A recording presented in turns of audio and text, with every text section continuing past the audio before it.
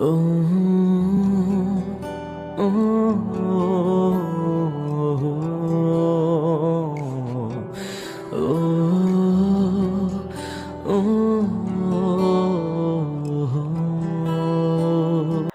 তোর জন্য ছেলে দেখছি। এবার আর না করিস না। তোর কথা অনেক শুনেছি, কিন্তু আর শুনবো না। ছেলেটাও অনেক ভালো এবং ইঞ্জিনিয়ার। ফুফার কথা শুনে ইরাপুর দিকে তাকিয়ে আছি। ইরাপুও আমার দিকে তাকালো। আমি আবার মাথা নিচু করে খেতে লাগলাম। বিয়ে করে নে। আমিও এবার একমত তোর আব্বুর সাথে। আচ্ছা, ঠিক আছে, যাস। দেন বিয়ে? কত আর এমনভাবে কুরবানির গরুকে পালবেন? আমার কথা শুনে ইরাপু আবার তাকালো। ফুপা ওনার ফোন বের করে ছেলেটাকে দেখাচ্ছে। ইরাপু দেখে ফুপাকে ফোন দিয়ে আমার দিকে তাকালো। আচ্ছা দেখি। আমার কথা শুনে ফুপা আমার দিকে ফোন এগিয়ে দেই। আমি ফোন নিয়ে পিকটা দেখে বললাম, বাহ, ছেলেটা তো দেখতে ভালোই আছে, আপুর সাথে মানাবে ভালো। তাই বলছি এবার বিয়েতে রাজি হতে। বল কি বলছিস? আমাকে আজকের একটা সময় দিন। সকালে যেন উত্তর পাই, এবং হ্যাঁ উত্তর আসে, না উত্তর শুনবো না। তারপর খাওয়া দাওয়া শেষ করে চলে আসি রুমে। এসে বসতে বসতেই ইরা আপু আমার রুমে আসে। তুই কি বলছিস? আমি আবার কি বলবো, বিয়ে করে নেন। ওটাই আপনার, আমার, ফুপা ফুপির সবার জন্য ভালো হবে। আমার উত্তর না তো না। তুই আমাকে অনেক মিস করবি, দেখে নিস। আমি জানি কি হতে পারে আমার সাথে। আমি আমারটা দেখে নিব, আপনি আপনারটা দেখে নেন। আপনি এসবের পিছনে পড়ে না থেকে আপনি বিয়েটা করে নেন। অনেক তো পাপ করলেন, আর কত করবেন? ইরাপু আর কিছু না বলে চলে গেল। কিছুক্ষণ পরে ঘুমিয়ে পড়ি। পরের দিন সকালে খাবার সময় বল কি বলছিস? ওই ছেলের সাথে দেখা করতে চাই। ওকে, আমি ওই ছেলের নাম্বার দিয়ে দিচ্ছি, কথা বলে নিস। হুম। ফুপা ইরাপুকে ওই ছেলের নাম্বার দেই। দুদিন কলেজ ছুটি আছে, তাই ভাবছি বাসায় যাব। ফুপি, বিকেলে বাড়িতে যাব, দুদিন ছুটি আছে। তুই না বাসায় যাবি বলেছিলি? হুম। তারপর ওখান থেকে রুমে এসে কলেজে চলে এলাম। আচ্ছা, কলেজে তো দুদিন ছুটি থাকবে, তো চল কোথা থেকে ঘুরে আসি। আমি বিকেলে বাসায় যাব। তাহলে আর কি বলতাম। আচ্ছা, আমরা তিনজনে কোথা থেকে ঘুরে আসবো। যাস তাহলে, আমি বাড়ি থেকে ঘুরে আসি। আচ্ছা শোন কি হয়েছে। তারপর গতকাল থেকে আজকে সব কিছু বললাম। সব শুনে বলল, আমার মনে হয় তোর ফুফাতো বোন তোকে সত্যি ভালোবাসে। তাহলে আগেরটার জন্য যে সুসাইড করতে গেছিল, তাহলে ওটা কি ছিল? হয়তো আবেগ ছিল। ওটা আবেগ হলে এটাও আবেগ। মনে হয় না সত্যি আমাকে ভালোবাসে। আমি যেটা পছন্দ করি না সেগুলো করে। এক কথায় পার, আমার পছন্দের সে না। আমার পছন্দের হবার জন্য এমন কোনো কাজ করলো না কখনোই। অথচ বলে আমি চাইলে নাকি নিজেকে পরিবর্তন করবে। আবার বলে আমি যেমন চাই সেরকমভাবে পরিবর্তন হলে নাকি তার অস্তিত্ব থাকবে না। এটা কেমন ভালোবাসা ভাই, বল আমাকে। আমি কি বলবো বুঝতে পারছি না। আর বাদ দে, যখন বিয়ের কথা উঠেছে তখন তোর ফুপা অবশ্যই তার বিয়ে দিয়ে দেবে। সেটা হলেই ভালো। আর কিছুক্ষণ আড্ডা দিয়ে ক্লাসে চলে আসি। দুপুরে বাসায় এসে ফ্রেশ হয়ে খেতে এলাম। খাওয়া শেষ করে ব্যাগটা একটু গুছিয়ে শুয়ে পড়লাম। তখন ইরাপু আসে। না জানি কি বলে। বিকেলে আমার সাথে তুই যাবি। আপনার সাথে আবার কোথায় যাব? আর আমি বাসায় যাব, কোথাও যেতে পারবো না। ওখান থেকে না হয় বাসায় যাবি। আমি ওই ছেলের সাথে দেখা করতে যাব। তুই সাথে থাকবি, এটাই আমার শেষ কথা। এটা কোনো কথা হলো? ইরাপু আর কিছু না বলে চলে গেল। আমি আবুলের মতো দরজার দিকে তাকিয়ে থাকলাম। দূর সাই, যাবে তো যাবে, আমাকে জ্বালিয়ে যাবে। শুয়ে থাকতে থাকতে কখন যে ঘুমিয়ে গেছি জানি না। কিছুক্ষণ পরেই আবার ইরাপুর ডাকে ঘুম ভাঙলো। কি হয়েছে, ডাকেন কেন? ও, আমার সাথে এখন যাবি তুই? আমি কি জন্য যাব সেটাই তো বুঝতে পারছি না। আপনারা কথা বলবেন, ওখানে গিয়ে আমি কি করব? তোকে যেতে বলছি, তুই যাবি। এত কথা বলিস কি জন্য? দৌড়। উঠে ফ্রেশ হয়ে এসে রেডি হয়ে নিলাম। আচ্ছা চলেন। রুম থেকে বেরিয়ে আসতেই ফুপি বলল, তুই না বাসায় যাবি বলেছিলি? যাব, কিন্তু এখন আপনার মেয়ে আমাকে ধরে বেঁধে নিয়ে যাচ্ছে। বেশি কথা বলবি না তুই। আমার সাথে যাবি মানে যাবি। এরপর এসে তুই বাসায় যাবি। আচ্ছা ঠিক আছে ঠিক আছে। তারপর ইরাপুর সাথে একটা রেস্টুরেন্টের সামনে এলাম। দেখলাম একটা ছেলে এগিয়ে আমাদের দিকে আসছে। আসতে বুঝলাম ওই ছেলে। নাম কি যেন বলেছিল, সাদিক হাসান। ওটাই। এসেই হাই, আমি সাদিক। হ্যালো, আমি ইরা। কেমন আছেন? আর এমনভাবে না দাঁড়িয়ে থেকে রেস্টুরেন্টের ভিতরে চলেন। ছেলেটার কথা শুনে আমি আর ইরাপু ওনার পিছনে পিছনে একটা টেবিলে গিয়ে বসলাম। ছেলেটা খাবার অর্ডার দিল। খাবার অর্ডার দেওয়ার পর বলল, ছেলেটাকে আপনার সাথে? এটা আমার বয়ফ্রেন্ড। ইরাপুর কথা শুনে ওনার দিকে বড় বড় চোখ করে তাকিয়ে আছি। এই ডাইনি বলে কি, আমি নাকি তার বয়ফ্রেন্ড? আমার সাথে মজা করছেন? বুঝলেন কিভাবে? আমি ওনার মামাতো ভাই। আমার কথা শুনে ইরাপুর আগে দৃষ্টিতে তাকালো। ওনার এমনভাবে তাকানো দেখে ভিতরে কেমন একটা ভয় কাজ করলো। সিরিয়াস জায়গাগুলো তো মজা করা গেল না। এখান থেকে বের হ, তারপর তোমাকে দেখাচ্ছি মজা। আসলে আপনার সাথে মজা করলো। ও আমার মামাতো ভাই, ঠিক আছে, কিন্তু আমার বয়ফ্রেন্ডও। আমাদের বাসাতেই থাকে। একবার ইরাপুর দিকে তাকাচ্ছি আর আরেকবার ছেলেটার দিকে। ছেলেটার মুখের ফেস একদম চেঞ্জ হয়ে গেছে। কুত্তি আমাকে এমনভাবে ফাঁসাবে ভাবতেও পারিনি। শয়তান বেটি। এর ভিতরে খাবার এলো। নেন, খাওয়া শুরু করেন। আর আপনার কথা বিশ্বাস হলো না। বিশ্বাস না করার কি আছে? একই বাসায় থাকি আর পাশে বয়ফ্রেন্ড। আমার পাশের রুমটাই তার। মাঝে মধ্যে বাসায় শুধু দুজনেই থাকি। কি কি হতে পারে ভাবতে পারছেন? ওর কথা শুনে কাশতে শুরু করেছি। এই শয়তান বেটির একটু লজ্জা শরম নেই। আমার কাশি দেখে ইরাপু পানির গ্লাস এগিয়ে দিয়ে বলল, এই নাও নাও, পানি খাও। একটু তো ধীরে সুস্থে খাবে। আমি তো হয়ে গেছি। আমি কি বলবো বুঝতে পারছি না। মানিজ্জত কিছুই থাকবে না মনে হচ্ছে। ছেলেটাও চুপ করে আছে, কিছু বলছে না। এখন বলেন, বিয়ে করবেন না বারণ করবেন? তাও যদি বিয়ে করতে চান তাহলে সমস্যা নেই। বিনা রক্তপাতে যুদ্ধ জয় করা লাগবে। মানুষ কতটা নির্লজ্জ হতে পারে, একে না দেখলে বুঝতে পারতাম না। ছেলেটা চুপ করে আছে। একটু চুপ থাকার পর বলল, আমি ঘটককে না বলে দিব। আপনাদের জন্য শুভকামনা রইল। আর আমি বিল দিয়ে দিচ্ছি। ছেলেটা চলে গেল বিল দেওয়ার জন্য। ইরাপু হাসতে লাগলো। ছেলেটা কতটা বোকা, ওর মিথ্যা ধরতে পারলো না। আবার সে নাকি ইঞ্জিনিয়ার, মাথা মোটা ইঞ্জিনিয়ার। কিভাবে ইঞ্জিনিয়ারিং পাশ করলো বুঝতে পারছি না। আপনি এগুলো কি বললেন? মিথ্যা বললেন কেন? আমার ইচ্ছা, তাতে তোর কোনো সমস্যা? আমি বিয়ে করব না, এই হচ্ছে কথা। আপনি এতটা নির্লজ্জ কিভাবে হলেন? নির্লজ্জের মতো কি সব বলল? আমি কতটা নির্লজ্জ জানিস না? লজ্জায় পড়তে না চাইলে চুপ থাক, না হলে সবার সামনে কিস করব, বলে দিলাম। তাও আবার লিপ কিস। আমি আর কিছু বললাম না। এর বিশ্বাস নেই। আচ্ছা চলেন এবার যাই। খাবার শেষ করে তারপর যাব। খাবার নষ্ট করার প্রয়োজন আছে? চুপচাপ খাবারগুলো শেষ কর। আমি কিছু না বলে খাবার শেষ করি। তারপর দুজনে রেস্টুরেন্ট থেকে বেরিয়ে এসে একটা রিক্সা ডেকে উঠে বসলাম। যেমনভাবে বসি সেভাবেই বসলাম। আমি চুপ করে আছি।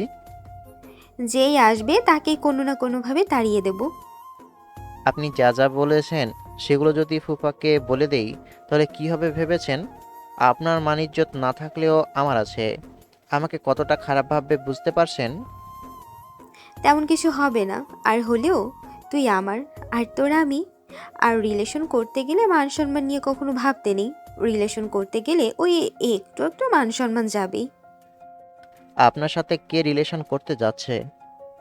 আমি জানি তুই আমার প্রেমে পড়বি, তুই আমাকে ভালোবাসবি, তুই আমাকে তোর করে চাইবি। আর এই দিন খুব বেশি দূরে নেই।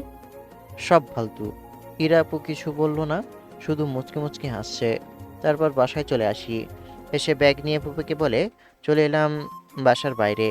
পিছনে পিছনে ইরা আপু এলো। আচ্ছা, সাবধানে যা।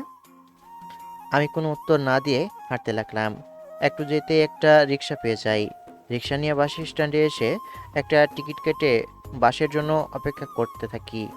একটু পরে বাসা আসতেই উঠে পড়লাম। সন্ধ্যায় গিয়ে কি বলেছিস? ছেলের পক্ষ থেকে না করলো কেন? প্রথমে তো তোর ছবি দেখেই নাকি পছন্দ হয়েছিল, তাই তোর সাথে দেখা করতে চেয়েছিল। আমি আবার কি বলবো, হয়তো প্রথমে পছন্দ হয়েছিল কিন্তু সামনাসামনি দেখে পছন্দ হয়নি। নিশ্চয় তুই কিছু বলেছিস। তোকে আমি চিনি না, তুই তো আমারই মেয়ে। তুমিও তো আজব। তার পছন্দ নাও হতে পারে, এখানে ইরাকে দোষ দেওয়ার কি আছে? দেশে কি ছেলের অভাব পড়েছে নাকি? তোমার জন্য মেয়েটা এমন হয়ে গেছে, এটা মোটেও ভালো কথা না। রাত 9টায় বাড়িতে পৌঁছালাম। তারপরে মায়ের সাথে আব্বার সাথে কথা বলে আমি আমার রুমে চলে এলাম। এসে হালকা ফ্রেশ হয়ে খাবার খেতে এলাম। আবারও কথা বলতে বলতে খাওয়া শেষ করে রুমে এসে শুয়ে পড়ি। তারপর একটু নিলয় আর নাইমা আর নীরার সাথে গ্রুপে আড্ডা দিয়ে ঘুমিয়ে পড়ি। দুদিন পরে আবারও রাজশাহীর উদ্দেশ্যে রওনা দিলাম। আশ্চর্য বিষয় হলো, ইরাপু না দিয়েছে ফোন, না দিয়েছে মেসেজ, আমিও দিইনি। সন্ধ্যায় পুপিদের বাসায় এলাম। আসতেই ইরাপুর সাথে দেখা, বসে বসে টিভি দেখছে। আমাকে দেখে মুচকি হাসি দিল। কিছু না বলে রুমে এলাম। কিরে, কি অবস্থা? এই তো ভালো, আপনি কেমন আছেন? ভালো ভালো, কিন্তু তোকে দেখে ভালো তো লাগে না, মনে হচ্ছে মন খারাপ। আচ্ছা, আমাকে মিস করেছিলি? আপনাকে কি জন্য মিস করতে যাব? মিথ্যা বলছিস কেন? আমি জানি তুই মিথ্যা বলছিস। আপনাকে মিথ্যা বলে লাভ কি? কথা বলতে বলতে চেঞ্জ করে শুয়ে পড়লাম। ইরাপু আমার দিকে তাকিয়ে আছে আর মিটমিট করে হাসছে। পাগল হয়েছে নাকি?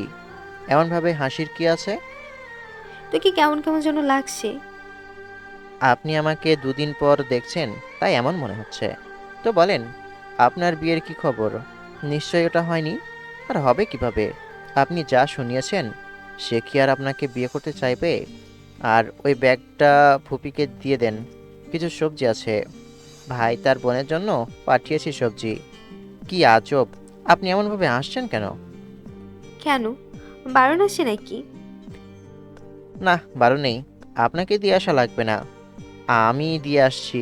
আর বলেও দিচ্ছি যেন আপনাকে বড়য়ের আচার না দেই। আগে বলবি তো। আহা, বড়ই আচারের কথাটা শুনে জিভে পানি চলে এসেছে। বয়ম নিচে আছে, আগে গিয়ে সবজি বের করেন, তারপর পাবেন। আমার কথা শুনে হিরাপু ব্যাগ নিয়ে চলে গেল। একটু পরে এসে গালি দিবে সেটা ভালো করেই জানি, কারণ কোনো আচার নেই। আম্মু, তাড়াতাড়ি সবজি বের করো, মামি নাকি আচার দিয়ে পাঠিয়েছে। আকাশ এলো নাকি? আর ঝুড়ি ওখানে বের করে রাখো। আচ্ছা ঠিক। সবজি বের করতে করতে ব্যাগ খালি, কিন্তু কিছু নেই। এই আম্মু, আচার কোথায়? এত বড় ধোকা! ওকে তো আজকে। তোকে বোকা বানিয়ে দিল। আর একদম কিছু বলবি না। হ্যাঁ, যাও তো, ওর হচ্ছে আজকে। তুই ওকে মারলে তোর কপালে মাইর আছে, মনে রাখিস। বসে আছি, তখন ইরাপু এলো। চোখে মুখে রাগ স্পষ্ট। আমি হাসতে লাগলাম। আপনাকে বোকা বানিয়েছি? দেখি দরজা লাগাচ্ছে। এই, আপনি দরজা লাগাচ্ছেন কেন? দেখেন, মারলে কিন্তু পুপিকে বলে দিব। যা গিয়ে বলাই, তোর আজকে হচ্ছে। আমাকে মিথ্যা বলা, জিভে যখন জল নিয়ে আসলি তখন আমি অন্য ভাবে স্বাদ মিটাবো। ইরাপুর কথা শুনে উঠে বসে গেছি। মানে আপনি কি করবেন? কি করব বুঝতে পারবি খুব তাড়াতাড়ি। কথা বলতে বলতে ইরাপু আমার সামনে এসে হাজির। কিছু না বলে আমার গেঞ্জির কলার ধরে উঠিয়ে মাথার দুই পাশে হাত দিয়ে আমার ঠোঁটের সাথে ঠোঁট মিলিয়ে দিল। ভাবতেও পারিনি এমন কিছু করবে। হঠাৎ এমন হয়, আমি তো থ মেরে গেছি আর শরীরের ভিতর দিয়ে শিহরণ বয়ে গেল। যখন বুঝতে পারলাম তখন ছাড়ানোর চেষ্টা করতে যাব, তার আগেই দুই হাত দিয়ে আমাকে শক্ত করে জড়িয়ে ধরেছে। একটু পরে ছেড়ে দিয়ে বলল, বাহ, অনেক টেস্টি তো। আগে তো জানতাম না এটা এত স্বাদ। ইরাপুর দিকে অবাক হয়ে তাকিয়ে আছি। এটা আপনি কি করলেন? আমাকে কেমন লোভ দেখানোর শাস্তি, আমাকে মিথ্যা বলার শাস্তি। দাঁড়া আর একটু। এটা যে এত মজার জানা ছিল না। এই না না, আমাকে ছেড়ে দেন। কথাটা শেষ করার আগেই ইরা আপু আবারও ঠোঁটের সাথে ঠোঁট মিলিয়ে দিয়ে কিস করতে লাগলো। 1 মিনিট পরে ছেড়ে দিয়ে আমাকে ছেড়ে দিল। তবে ছাড়ার আগে ঠোঁটে জোরে একটা কামড় দিল। উফ উফ, উফ, উফ, এটা আপনি মোটেও ঠিক করেননি। আরে রাগ তোর ঠিক আর ভুল, আমি এখন গেলাম। আর আজকের পর থেকে প্রতিদিন সকাল বিকাল স্বাদ নিয়ে যাব। আমি কিন্তু ফুপিকে সব বলে দিব। বলে দে, যদি বলতে পারিস তাহলে বলে দে।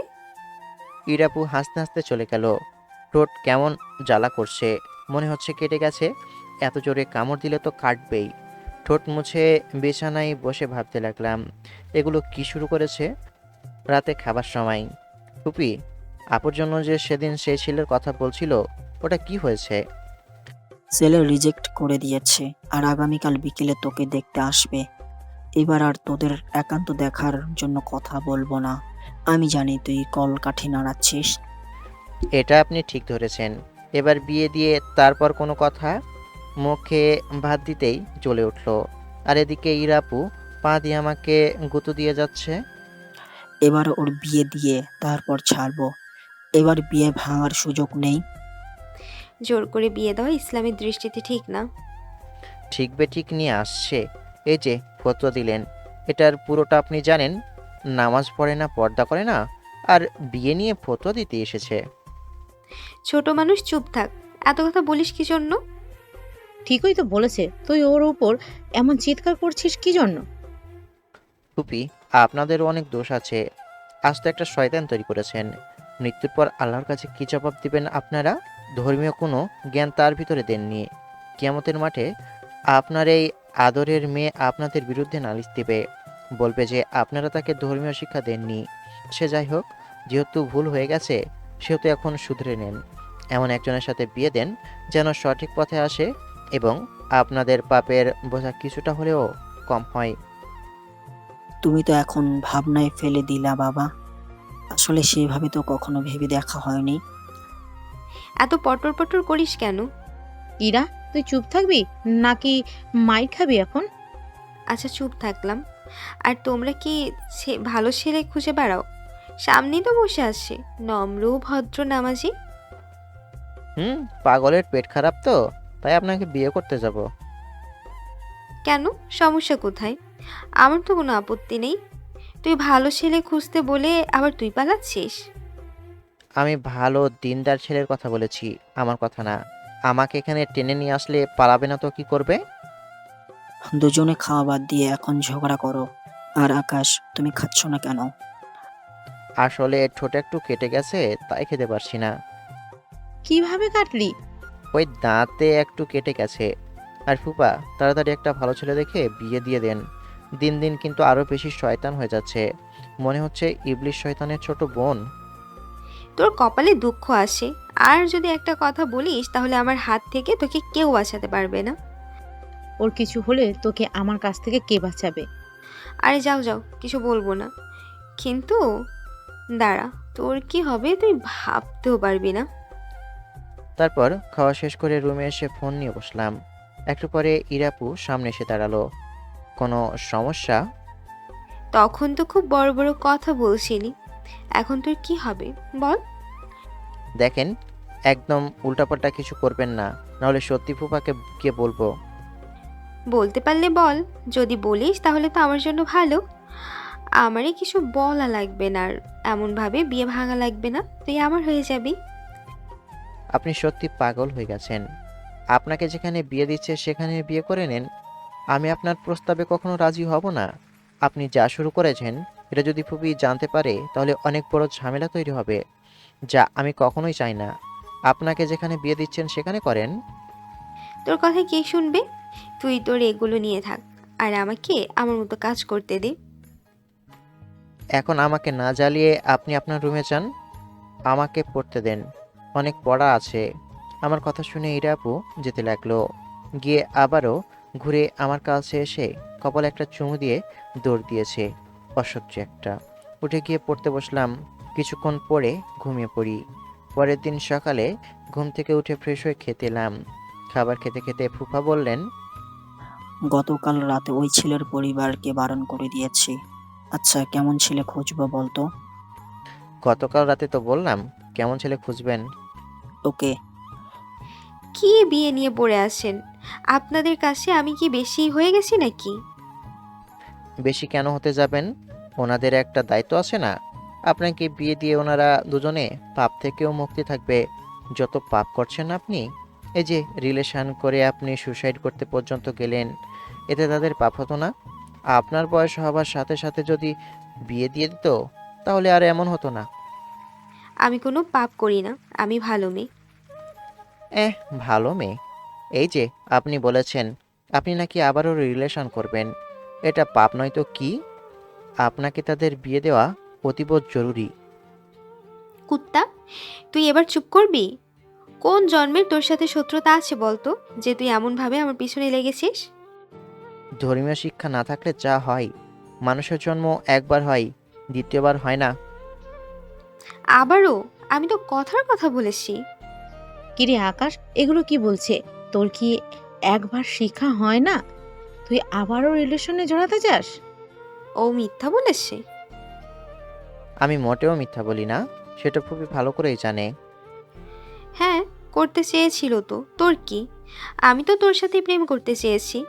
এখানে দোষ কোথায়? সবাই শুধু বিয়ে নিয়ে পড়ে আসে। আমি বিয়ে করব না মানে করব না। যতগুলো বিয়ে আসবে ততগুলোই বিয়ে ভেঙে দেব। আর আমি বিয়ে করলে তোকেই করব।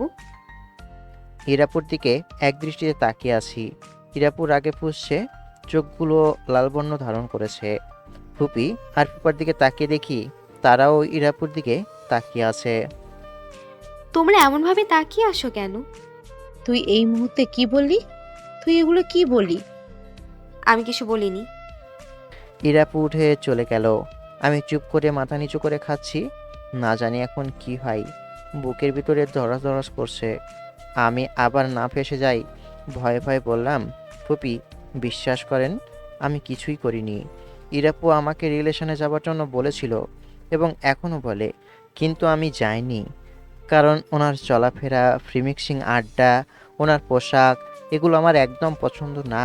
আর সব থেকে বড় কথা, আপনাদের কথা ভেবে আমি এই রিলেশনে যাইনি। এই 1.5 মাস থেকে আপু আমাকে এতটা জ্বালিয়েছে যে কি বলবো। আমি যদি পারতাম তাহলে এখান থেকে গিয়ে অন্য কোথাও থাকতাম। আমার এই রিলেশন পছন্দ না, তাই ওনার থেকে দূরে দূরে থাকতে চেয়েছি। একবারে কথাগুলো বলে চুপ করে আছি, না জানি কি বলে।